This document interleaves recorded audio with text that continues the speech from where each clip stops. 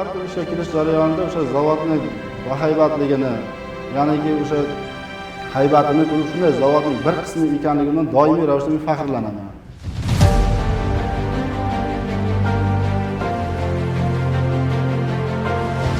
O'zbekiston Jitil zavodi deganda bu gazdan sintetik suyuq yoqilg'ini murakkab kimyoviy texnologiya asosida olinishi bu jarayonning yana ham murakkab ekanligini ko'rsatadi.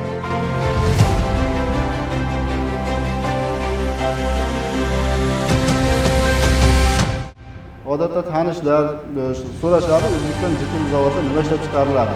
O'zbekiston Jitil zavodida biz tushuntirishga harakat qilamiz, sintetik dizel, sintetik aviakerosin, sintetik nafta tarmoqlarida ishlab chiqariladi.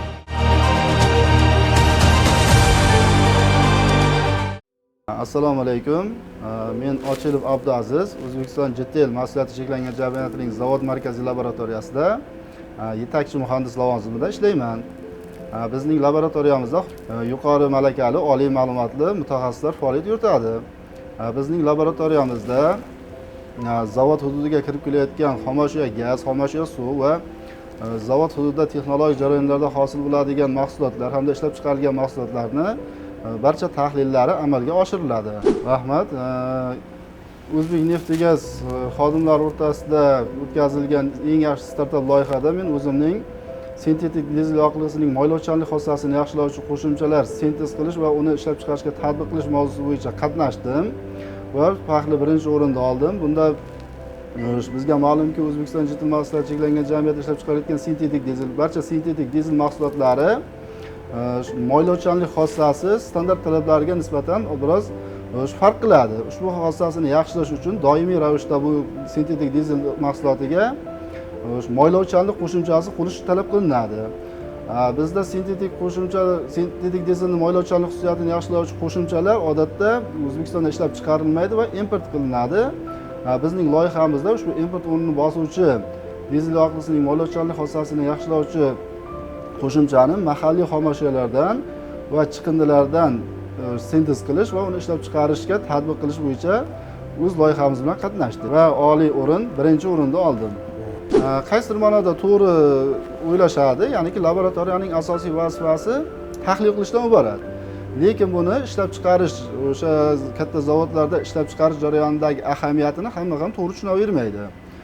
Buni tushuntiradigan bo'lsak, o'sha ishlab chiqarish jarayonida o'sha dastlab xomashyolarning o'sha ishlab chiqarish zavodiga kirib kelishdan tortib, uning barcha jarayonlarda, o'sha barcha reaktorlarda, kolonnalarda ketadigan jarayonlarni faqatgina kimyoviy tahlillar usullari orqaligina uning haqiqiy standart bo'yicha ketyaptimi yoki yo'qmi degan savolga javob topishimiz mumkin.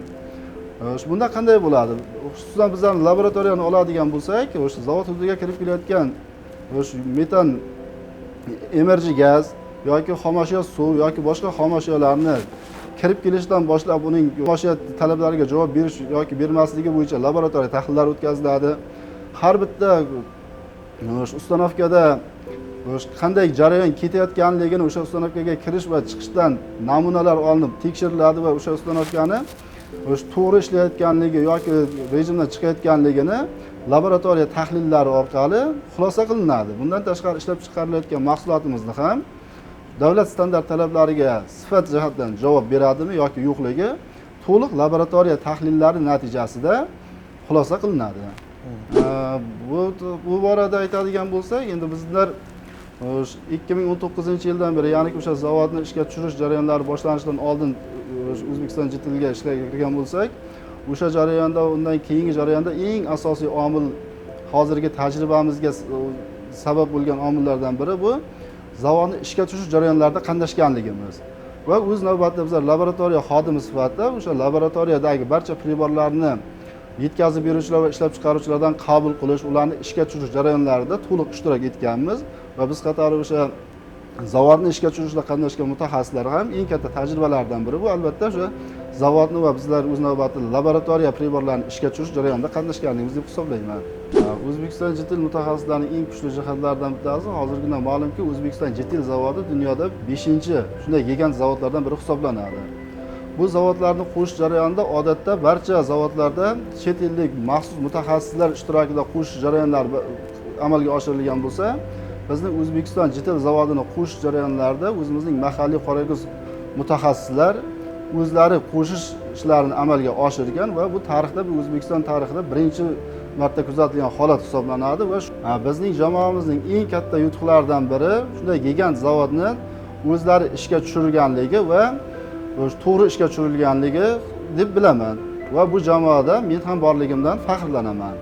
Hozirgi kunda endi asosan oliy ta'lim muassasalarida ta'lim olayotgan yoshlar, oliy ta'lim muassasasiga kirishga harakat qilayotgan yoshlarimizdan endi neft gaz sohasida yaxshi natijalarga erishish uchun avvalo oliy ta'lim va ishlab chiqarish, neft gaz sohasini ishlab chiqarib bog'lanish zarur deb o'ylayman.